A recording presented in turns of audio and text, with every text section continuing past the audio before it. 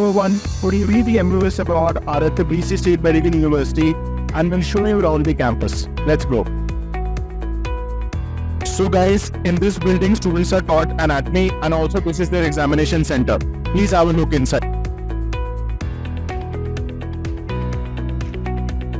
As you can see behind me, this is one of the main buildings in the campus where 90% of the subjects are being taught to students, and also on the first floor it is a cafeteria where during the break time students can have their meals and have some relaxing time over here. Now we are heading towards building number 2 where they are taught high grade subjects like physiology and pharmacology. Let's go have a look.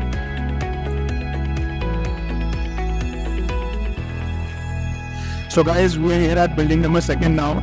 Let's go inside and have a look.